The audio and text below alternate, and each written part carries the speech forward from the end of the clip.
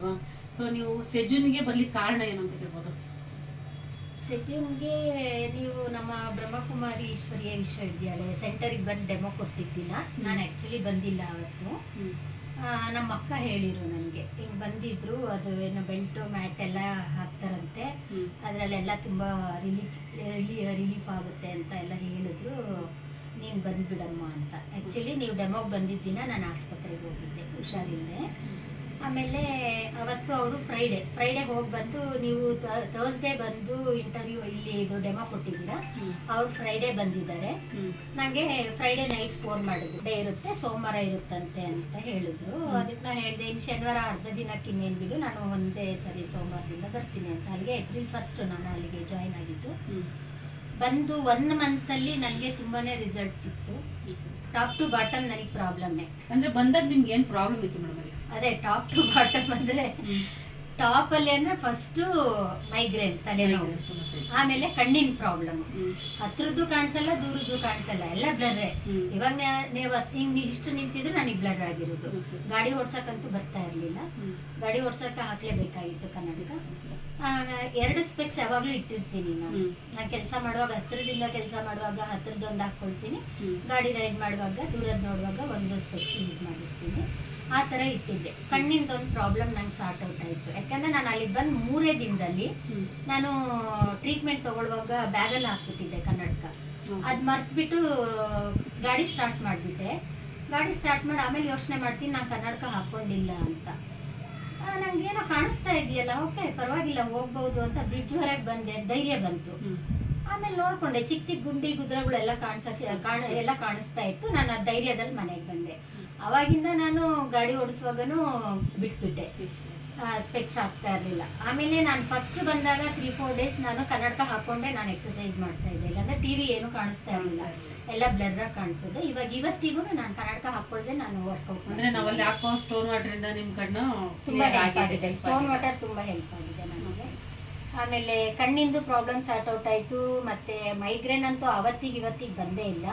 3 months body massage ಅಂತಕ್ಕಂಥ ತಗೊಂಡ್ರದ್ರಿಂದ ನಿಮ್ಗೆ ತಲೆನೋವು, ಮೈಗ್ರೇನ್ ಸಮಸ್ಯೆ ಅನ್ನೋದು ಕಡಿಮೆ ಆಗಿದೆ.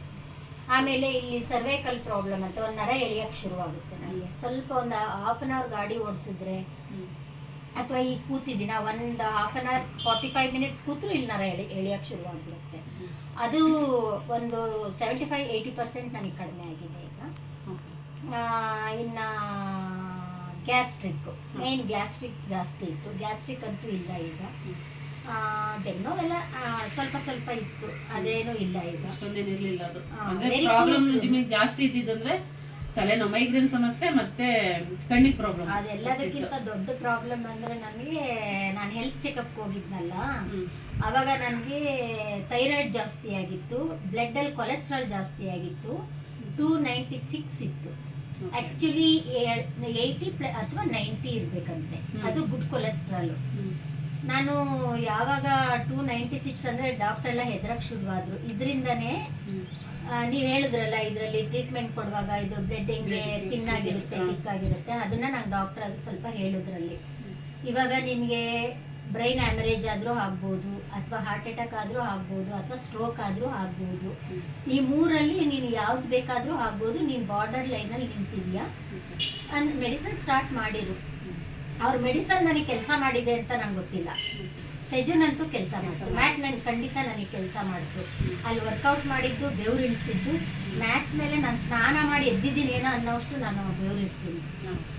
ಆಮೇಲೆ 3 months ಆಯಿತು, 2.5 ತಿಂಗಳು ನಾನು ಕರೆಕ್ಟಾಗಿ ಟ್ರೀಟ್ಮೆಂಟ್ ತೊಗೊಂಡಿದ್ದೀನಿ. ಇನ್ನೊಂದು 15 ದಿನದಲ್ಲಿ ಆಚೀಚೆ ಆಯಿತು. ನಾನು ಸ್ವಲ್ಪ ಪರ್ಸನಲ್ ಪ್ರಾಬ್ಲಮಿಂದ ಬರೋಕ್ಕಾಗಿಲ್ಲ. 1 ದಿನ ಬಂದರೆ 2 ದಿನ ಬಂದಿಲ್ಲ, ಆ ಥರ ಮಾಡಿದ್ದೀನಿ. ಅದರಲ್ಲಿ 3 monthsಗೆ ನನಗೆ ಮತ್ತೆ ಚೆಕಪ್ ಮಾಡ್ಸೋಕ್ಕೆ ಹೇಳಿದ್ರಲ್ಲ, ಅವಾಗ ನಾನು ಚೆಕಪ್ ಮಾಡಿಸಿದಾಗ 296 ಇದ್ದಿದ್ದು ಬ್ಲಡ್ ಕೊಲೆಸ್ಟ್ರಾಲ್ 108ಗೆ ಬಂತು. ಅವಾಗ ನಾನು ಸೆಜುನ್ನೇ ಫಸ್ಟ್ ನೆನಪು ಮಾಡ್ಕೊಂಡಿದ್ದು, ನನಗೆ ಮೊಬೈಲಲ್ಲಿ ರಿಪೋರ್ಟ್ ಬಂದ ತಕ್ಷಣ ಖುಷಿ ಆಗೋಗ್ಬಿಡ್ತು. ಸೆಜುನಲ್ಲಿ ಮ್ಯಾಟ್ ಮೇಲೆ ಮಲ್ಕೊಂಡು ಟ್ರೀಟ್ಮೆಂಟ್ ತಗೊಂಡಿರೋದ್ರಿಂದ ನಿಮಗೆ ಕೊಲೆಸ್ಟ್ರಾಲ್ ಅಂತಕ್ಕಂಥದ್ದು ಕಡಿಮೆ ಆಗಿದೆ. ಮತ್ತೆ ಅಲ್ಲೆಲ್ಲ ಸ್ವಲ್ಪ ಏರೋಬಿಕ್ಸ್ ಅಂತಕ್ಕಂಥದ್ದು ಮಾಡ್ತೀರಾ, ಅದು ತುಂಬಾ ಕೊಲೆಸ್ಟ್ರಾಲ್, ಅದರಲ್ಲೂ ತುಂಬಾ ಸ್ವೆಟ್ ಬರೋದ್ರಿಂದ ನಮಗೆ ಕೊಲೆಸ್ಟ್ರಾಲ್ ಅಂತಕ್ಕಂಥದ್ದು ಅದರಲ್ಲೂ ಕಡಿಮೆ ಆಗುತ್ತೆ. ನೆಕ್ಸ್ಟ್ ಅದಾದ್ಮೇಲೆ ನಾವು ಥೆರಪಿಯನ್ನು ತಗೊಳ್ಳೋದ್ರಿಂದ ಕೂಡ ನಮಗೆ ಕೊಲೆಸ್ಟ್ರಾಲ್ ಅಂತಕ್ಕಂಥದ್ದು ಕಡಿಮೆ ಆಗಿದೆ. ಮತ್ತೆ ಈ ಬ್ಲಡ್ ಏನಪ್ಪಾ ಅಂದ್ರೆ ಈಗ ಏಜ್ ಆಗ್ತಾ ನಮ್ಮ ಬ್ಲಡ್ ಎಲ್ಲ ಒಂಥರ ಗಟ್ಟಿ ಆಗ್ತದೆ, ತಿನ್ ಆಗ್ತಾ ಬರುತ್ತೆ. ಮತ್ತೆ ಕಲರ್ ಕೂಡ ಚೇಂಜ್ ಆಗುತ್ತೆ. ಸೊ ಇದ್ರಲ್ಲಿ ನಾವು ಟ್ರೀಟ್ಮೆಂಟ್ ತಗೊಳ್ಳೋದ್ರಿಂದ ನಮ್ಮ ಬಾಡಿಯಲ್ಲಿ ಇರ್ತಕ್ಕಂಥ ಬ್ಲಡ್ ಏನಿದೆ ಅದು ನೀರ್ ತರ ತೆಳುವಾಗ್ಬಿಟ್ಟು ಅದು ಶುದ್ಧಿ ಆಗುತ್ತೆ, ಬ್ಲಡ್ ರೆಡ್ ತರನೇ ಆಗುತ್ತೆ.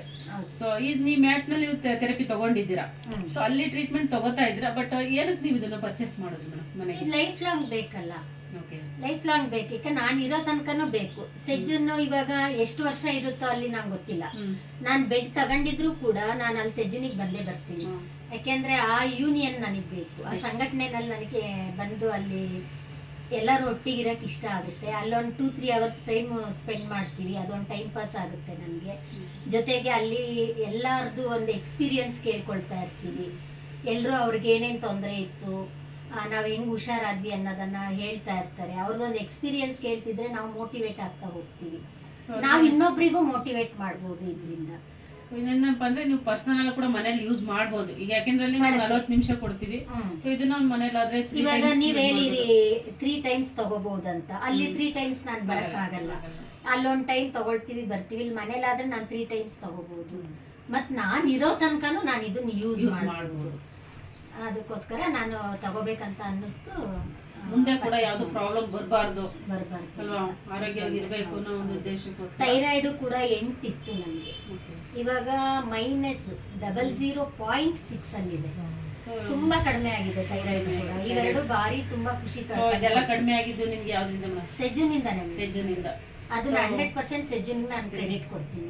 ಸೆಜ್ಜನ್ ಬಗ್ಗೆ ಏನ್ ಹೇಳಕ್ ಇಷ್ಟಪಡ್ತೀರಾ? ತುಂಬಾ ಒಳ್ಳೇದು, ಎಲ್ಲರೂ ಬಂದಲ್ಲಿ ಟ್ರೀಟ್ಮೆಂಟ್ ತಗೋಬೇಕು. ಯಾಕಂದ್ರೆ ನಾನು ಇಟ್ಟಿರೋವಷ್ಟು ದುಡ್ಡನ್ನು ಯಾರು ಇಟ್ಟಿರ್ಲಿಕ್ಕಿಲ್ಲ ಆಸ್ಪತ್ರೆಗೆ.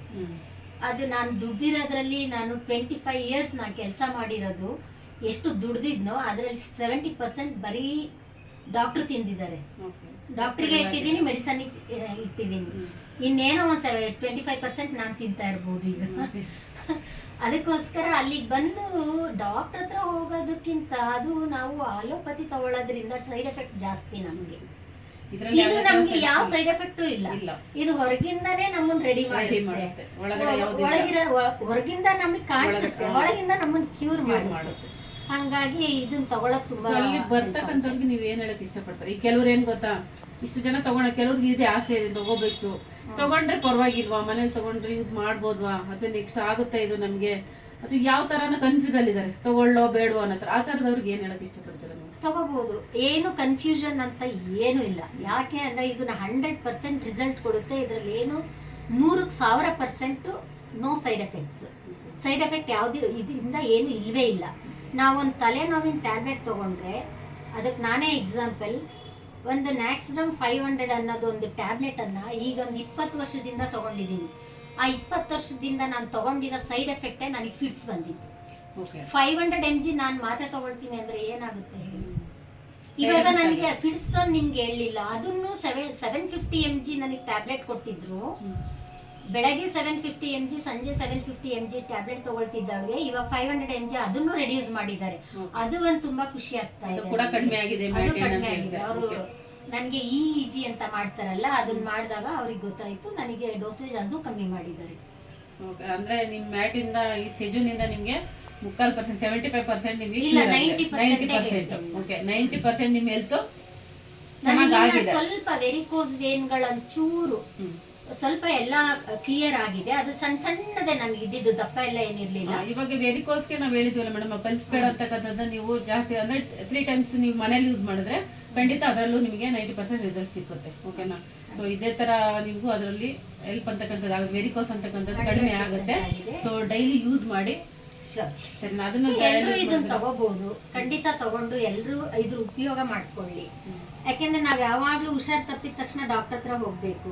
ಡಾಕ್ಟರ್ನೇ ನಮ್ಮನೆ ಕರ್ಕೊಂಡ್ಬಂದು ಈಗ ಒಂದು ಎಷ್ಟೋ ವಿಷಯಕ್ಕೂ ನಾವು ಚಿಕ್ಕ ಪುಟ್ಟ ವಿಷಯಕ್ಕೆಲ್ಲ ಹಾಸ್ಪಿಟಲ್ ನಾನು ಹೇಳದ್ನಲ್ಲ, ಟಾಪ್ ಟು ಬಾಟಮ್ ಡಾಕ್ಟರ್ ಮನೇಲಿ ಇದ್ದಂಗೆ.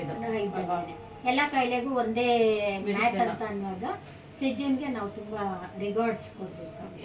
ಇವಾಗ ಸೆಜುನ್ ಬಗ್ಗೆ ಆಗಿರ್ಬೋದು, ಅಥವಾ ಈ ಸೆಜುನ್ನ ನಮ್ಗೆ ಇಲ್ಲಿ ತಗೊಂಬಂದ್ರಲ್ಲ ಮೆಮ್ರಿ ಸರ್, ಸೊ ಅವ್ರಿಗೆ ಏನ್ ಹೇಳಿಕ್ ಇಷ್ಟಪಡ್ತೀರಾ? ಯಾಕೆಂದ್ರೆ ಇಲ್ಲಿ ಅಗ್ಗೆರೆಗೆ ಸೆಜುನ್ ಅಂತಕ್ಕಂಥದ್ದು ಬರುತ್ತೆ ಅಂತ ಯಾರಿಗೂ ಅನ್ಸಿರ್ಲಿಲ್ಲ. ಸೊ ಅವರು ಬರ್ಲ ಕಾರಣ, ಸೊ ಈ ಸೆಜುನ್ ಅಂತಕ್ಕಂಥದ್ದು ಇಲ್ಲಿಗೆ ಬಂದಿದೆ. ಸೊ ಸರ್ಗಾದ್ರು ಏನ್ ಹೇಳಲಿಕ್ಕೆ ಇಷ್ಟಪಡ್ತೀರಿ? ಸಾವಿರ ನಮನ. ಯಾಕೆಂದ್ರೆ ಅವ್ರು ಸೆಜುನ್ ಅನ್ನೋದನ್ನ ಇಲ್ಲಿ ತಂದಿಲ್ಲ ಅಂದಿದ್ರೆ ನಾನು ಇಷ್ಟು ಬೇಗ ಇಷ್ಟು ಹುಷಾರಾಗ್ತಾ ಇರ್ಲಿಲ್ಲ. ನಾನು ಮೋಸ್ಟ್ಲಿ ಕೊಲೆಸ್ಟ್ರಾಲಲ್ಲೇ ನನ್ನ ಲೈಫು ಲಾಸ್ಟ್ ಆಗ್ತಿತ್ತೋ ಏನೋ ಗೊತ್ತಿಲ್ಲ. ಈ ಮೆಡಿಸನ್ನಲ್ಲಂತೂ ಕ್ಲಿಯರ್ ಆಗ್ತಾ ಇರಲಿಲ್ಲ ನನಗೆ. ಯಾಕೆಂದರೆ ನಾನು 25 ವರ್ಷದಿಂದಲೂ ಮೆಡಿಸನ್ಗಳು ತಿಂತಾನೆ ಇದ್ದೀನಿ, ಆ ಕಾಯಿಲೆ ಈ ಕಾಯಿಲೆಗೆ ಅಂತ ಅಂದ್ಬಿಟ್ಟು. ಅದರಲ್ಲಿ ಇಷ್ಟು ಬೇಗ ನಾನು 2.5 ತಿಂಗಳಲ್ಲಿ ಇಷ್ಟು ನಂದು ಕ್ಯೂರಬಲ್ ನಾನು ನೋಡಿಬಿಟ್ಟು ನನಗೆ ತುಂಬ ಆಶ್ಚರ್ಯ ಆಯಿತು. ಅದಕ್ಕೆ ನಾನು ನಿಜವಾಗ್ಲೂ ಎಮ್ ಡಿ ಸರ್ಗೆ, ಪ್ರೇಮ್ ಸರ್ ತುಂಬ ತುಂಬ ತುಂಬ ಧನ್ಯವಾದ ಹೇಳ್ತೀನಿ. ಸೆಜ್ಜು ನನ್ನ ತುಂಬಾ ದಿನ ಇಲ್ಲೇ ಇಡ್ಲಿ ಲೆಗ್ಗೆರೆನಲ್ಲೇ ಅಂತ ಹೇಳ್ತೀನಿ. ನಾವು ಅಲ್ಲಿಗೆ ಬರ್ತಾ ಇದ್ದೀವಿ ಯಾವಾಗ್ಲೂ ಎಲ್ಲ ಒಂದೇ, ನಂಬರ್ ಒಂದೇ. ಸೊ ಅಲ್ಲಿ ವರ್ಕ್ ಮಾಡ್ತೀವಲ್ಲ, ಅಲ್ಲಿ ಸ್ಟಾಫ್ಗಳ ಬಗ್ಗೆ ಸ್ಟಾಫ್ಗಳಂತೂ ಬಿಡಿ, ಇವಾಗ ನನ್ಗೆ ಒಬ್ಬೊಬ್ರು ಒಂದು ನನ್ನ ಮನೆ ಮಕ್ಕಳಾಗಿದ್ದಾರೆ, ಅಕ್ಕ ತಂಗಿಯರಾಗಿದ್ದಾರೆ. ನೀವು ಒಂದಿನ ಒಬ್ರು ಪ್ರೆಸೆಂಟ್ ಇಲ್ಲ ಅಂದ್ರೂ ಕೇಳ್ತೀನಿ, ಎಲ್ಲಿ ಮಂಜು ಬಂದಿಲ್ವಾ, ಸುನೀತಾ ಬಂದಿಲ್ವಾ, ಇವಾಗ ನೋಡ್ರಿ ನಿಮ್ಮ ಪುಟ್ಟಿ ಬಂದಿಲ್ಲ, ಯಾಕೆ ಲಿಖಿತ ಇಲ್ವಾ ನಂಬರ್ ಹಾಕಕ್ಕೆ, ಬಂದ ತಕ್ಷಣ ಅದನ್ನೇ ಹುಡುಕ್ತಿವಿ. ಅಲ್ಲಿ ಬಂದ ತಕ್ಷಣ ಇನ್ನು ಅಲ್ಲಿ ಬೆಲ್ಟ್ ಹಾಕಿಸ್ಕೊಳಕ್ ಹೋದ್ರೆ ಪ್ರಜ್ವಲ್ನ ಹುಡುಕ್ತಿವಿ. ಒಂದು ಕುಟುಂಬ ಆಗೋಗ್ಬಿಟ್ಟಿದೆ. ಯಾಕೆಂದ್ರೆ ಅಲ್ಲಿ ಎಲ್ಲ ಒಂದು ಫ್ಯಾಮಿಲಿ ಮೆಂಬರ್ ಆಗೋಗ್ಬಿಟ್ಟಿದೀವಿ. ನೀವು ಸ್ಟಾಫ್ಗಳು ನಮ್ಮನ್ನ ತುಂಬಾ ಮೋಟಿವೇಟ್ ಮಾಡ್ತಾರೆ, ಬಂದು ಕೂತ್ಕೊಳ್ತಾರೆ ನಮ್ಮ ಹತ್ರ, ಮಕ್ಳು ತರ ಮಾತಾಡಿಸ್ತಾ ಇರ್ತೀರಾ, ನಿಮ್ಗೆ ಏನಾಗಿದೆ ಹೇಗಿದೆ. ನನಗೆ ಒಂದು ಏನು ಮುಜುಗರ ಆಗೋದು ಅಂದ್ರೆ, ನೀವು ಮಸಾಜ್ ಕೊಡ್ತೀರಲ್ಲ ನಮ್ಮ ಮನೆ, ಇವಾಗ ತಂದೆ ತಾಯಿ ನನಗೆ ಏನು ಇಲ್ಲ ಬಿಡ್ರಿ, ಮಕ್ಕಳಿಲ್ಲ, ನಾನು ಫ್ಯಾಮಿಲಿ ಅವಳಲ್ಲ, ನಾನು ಬ್ಯಾಚುಲರು. ಈಗ ತಂದೆ ತಾಯಿ ಇರೋರು ಒಂದು ಕಾಲ್ನೋ ಕೈನೋ ಅಂತ ಮಲ್ಕೊಂಡಿದ್ರೆ ಯಾವ ಮಕ್ಳು ಹೋಗಿ ಕೈ ಕಾಲು ಒತ್ತಲ್ಲ. ಒಳ್ಳೆ ಮಕ್ಳು ತರ ಬಂದು ಮಾತಾಡಿಸ್ಕೊಂಡು ಹಿಂಗೆ ಮಸಾಜ್ ಕೊಡ್ತೀರಾ, ಹಿಂಗೆ ಪ್ರೆಸ್ ಮಾಡಿ ನಮಗೆ ಇದು ಕೊಡ್ತಾ ಇರ್ತೀರಲ್ಲ, ಅದು ನೆನ್ಸ್ಕೊಂಡಾಗ ಕಣ್ಣಲ್ಲಿ ನೀರು ಬರುತ್ತೆ. ಯಾರಿಗೆ ಸೇವೆ ಮಾಡ್ತಾರೆ, ಹೆತ್ತ ಮಕ್ಳುಗಳೇ ಸೇವೆ ಮಾಡದೇ ಇರೋ ಅಂತ ಸೇವೆನ ಸೆಜ್ಜನ್ ಕುಟುಂಬ ಮಾಡ್ತಾ ಇದೆ. ಅಲ್ಲಿ ನಿಜವಾಗ್ಲೂ ಸ್ಟಾಫ್ಗಳಿಗೆ ತುಂಬಾ ಥ್ಯಾಂಕ್ಸ್ ಹೇಳ್ತೀನಿ ನಾನು. ಮತ್ತೆ ಆ ಸ್ಟಾಫ್ಗಳನ್ನ ಮಿಸ್ ಮಾಡ್ಕೊಳಕ್ ನಂಗೆ ಇಷ್ಟ ಇಲ್ಲ. ನೀವು ಡೈಲಿ ಬರ್ಬೇಕು ಮೇಡಮ್, ಮ್ಯಾಟ್ ತಗೊಂಡ್ರು ನೀವು ಅಲ್ಲಿ ಥೆರಪಿಗೆ ಬರ್ಲೇಬೇಕು. ಖಂಡಿತ ಬರ್ತೀನಿ, ಹೇಳಿದ್ನಲ್ಲ ಸೆಜ್ಜನಲ್ಲಿ ಎಷ್ಟು ದಿನದವರೆಗಿರುತ್ತೆ ಅಲ್ಲಿವರೆಗೆ ನಾನು ಅಲ್ಲಿ ಬರ್ತೀನಿ. ಓಕೆ, ಈಗ session number 1 3H belt, Prem Kumar sir ಖಂಡಿತ ಸರ್ಗೆ ನಂಬರ್ 1. ಮತ್ತೆ ಇನ್ನೊಂದು ಮೇಡಮ್ ಈ ಸರಿ ಕನ್ನಡ ಮಾತಾಡಿ ಭಾರಿ ಖುಷಿ ಆಗುತ್ತೆ ಮೇಡಮ್. ನಾನು ಹೇಳ್ದೆ ನೀವು ಸರ್ ಹತ್ರ ಮತ್ತೆ ಮಕ್ಳ ಹತ್ರ ಕನ್ನಡ ಮಾತಾಡಿ, ಇವತ್ತು ಎಷ್ಟು ಜನ ಖುಷಿ ಆಯ್ತು ನೀವು ಕನ್ನಡ ಮಾತಾಡಿದ್ದು. ಎಲ್ಲರೂ ಹಿಂದೆ ಕೂತ್ ಮಾತಾಡ್ತಿದ್ರು, ಇವತ್ತು ಮೇಡಮ್ ಹೇಳೋದು ಎಷ್ಟು ಚೆನ್ನಾಗಿ ಅರ್ಥ ಆಗುತ್ತೆ, ಇಷ್ಟು ಚೆನ್ನಾಗಿ ಮಾತಾಡ್ತಾ ಇದ್ದಾರೆ ಅಂತ ಹೇಳ್ತಾ ಇದ್ರು ಮೇಡಮ್ ಮಾತಾಡುವಾಗ. ಅದಕ್ಕೆ ನಾನೇ ಮೇಡಮ್ಗೆ ಹೇಳಿದೆ, ನೀವು ಚೆನ್ನಾಗಿ ಕನ್ನಡ ಮಾತಾಡ್ತಾ ಇರೋದು ತುಂಬ ಇನ್ಸ್ಪೈರ್ ಆಗಿದ್ದಾರೆ. ಯಾಕೆಂದ್ರೆ ಏನು ಭಾಷೆನೇ ಗೊತ್ತಿಲ್ಲದೆ ಇರೋರು ಕೂತಿರ್ತಾರಲ್ಲ ಅವ್ರಿಗೆಲ್ಲ. ಅದನ್ನು ಮೇಡಮ್ಗೂ ತುಂಬ ಥ್ಯಾಂಕ್ಸ್ ಹೇಳ್ತೀನಿ. ಅವರು ತುಂಬ ಚೆನ್ನಾಗಿ ಮೋಟಿವೇಟ್ ಮಾಡಿದ್ರು, ಮತ್ತು ಅನುಭವಗಳನ್ನ ಹೇಳಿದ್ರು, ರಿಸಲ್ಟ್ಗಳನ್ನ ಹೇಳಿದ್ರು, ಹೇಳ್ಕೊಡ್ತಾರೆ ಪ್ರತಿಯೊಂದನ್ನು. ಅವರಿಬ್ರು ಕಪಲ್ಸ್ಗೆ ತುಂಬ ತುಂಬ ಧನ್ಯವಾದ. ನಮ್ಮ ಕಡೆಯಿಂದನೂ ನಿಮ್ಗೆ ಧನ್ಯವಾದ ಮೇಡಮ್. Thank you madam.